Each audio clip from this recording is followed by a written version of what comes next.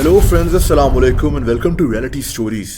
दोस्तों, ये कहानी है एक ऐसे आदमी की जो हीलियम से भरे गुब्बारों यानी गैस के गुब्बारों के साथ खुद को बांधकर हवा में हमेशा के लिए गायब हो गया। एक ऐसा केस जो आज भी जापान में याद किया जाता है। दोस्तों, ये साल था 1940 का, जब जापान के शहर टोक्यो में एक लड़का पैदा हुआ। इसका नाम योशिकाजु सुजुकी था। योशिकाजु की फैमिली पियानो रिपेयर करने का काम करती थी। योशिकाजु ने यूनिवर्सिटी से ग्रेजुएट किया और एक कंपनी में पियानो रिपेयर करने का काम शुरू कर दिया।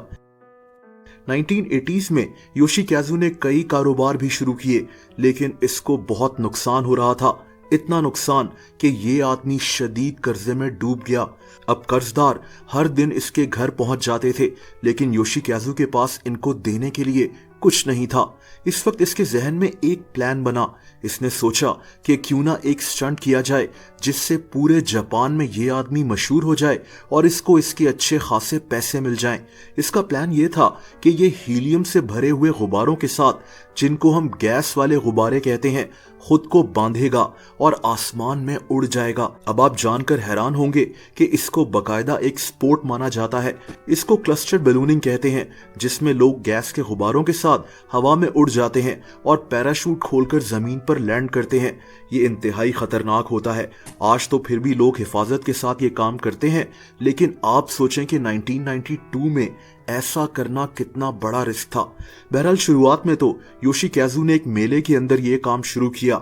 इसने गुब्बारों की मदद से एक राइड तैयार की जिसमें लोग गुब्बारों के साथ हवा में 30 से 60 फीट तक उड़ सकते थे। ये भी काफी ऊंचाई थी, लेकिन योशिकाजु दरअसल इसको एक तजुर्बे के तौर पर ले रहा था, क्योंकि इसका खुद का भी यही करने का प्लान था। 20 अप्रैल 1992 को इसने गुब्बारों के साथ उड़ने की अपनी पहली कोशिश की। योशिकाजु ने 4 बड़े बड़े गुब्बारों के साथ एक कुर्सी को बांधा और खुद कुर्सी पर बैठ गया। इसने जापान के शहर टोक्यो से एक इलाके कुजुकुरी बीच तक जाना था। ये रास्ता तकरीबन 60 किलोमीटर का था। वहां काफी लोग इकट्ठे हो गए और पुलिस भी वहां मौजूद थी। पुलिस इसको रोकने की कोशिश कर रही थी, लेकिन योशिकाजु नहीं रुका। इसने अपने साथ 15-15 किलो के मिट्टी से भरे बैग्स भी लटकाए हुए थे ताकि गुब्बारे ज्यादा ऊंचा ना उड़ें। लेकिन हवा में ही ऐसे 2 बैग जमीन पर गिर गए और ये आदमी हवा में बहुत ज्यादा ऊंचाई पर पहुंच गया। खैर, इसका ये स्टंट पूरा ना हो सका और योशिकाजु पैराशूट की मदद से एक घर की छत पर लैंड करने में कामयाब हो गया। योशिकाजु का स्टंट तो नाकाम हो गया था, लेकिन ये आदमी जापान में मशहूर हो गया। इसको बलून मैन कहा जा रहा था।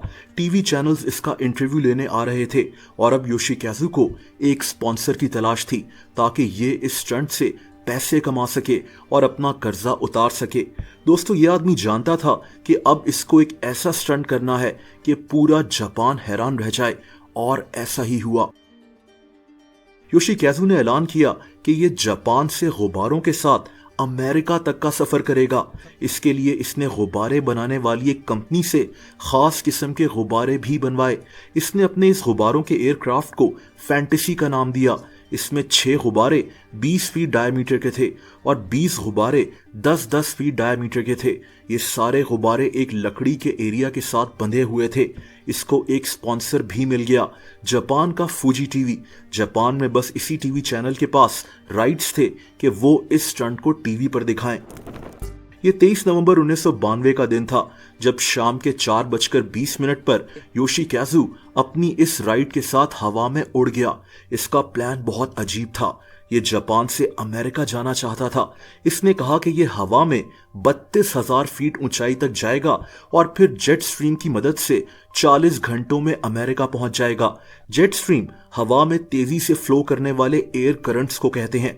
इसके पास ऑक्सीजन टैंक भी मौजूद था।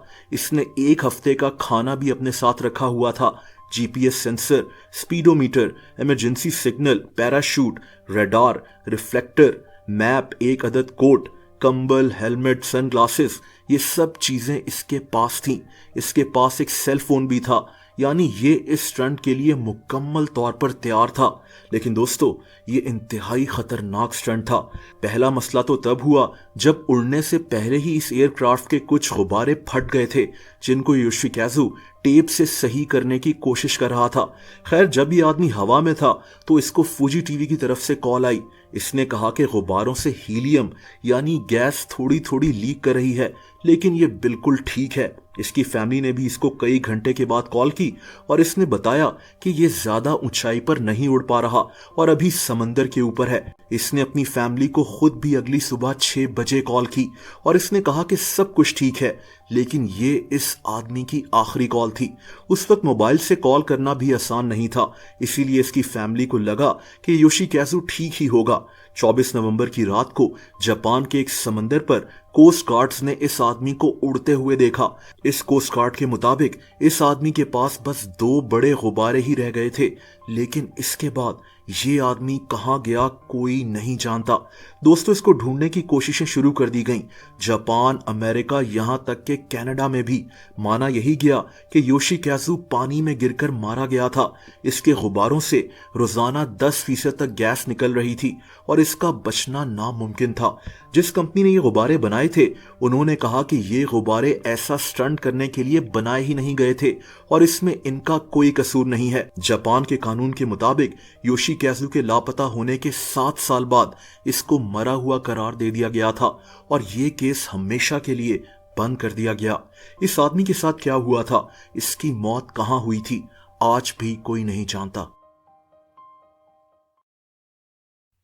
दोस्तों, अगर आप मुझे इंस्टाग्राम पर भी फॉलो करना चाहें तो उसका लिंक नीचे मौजूद है।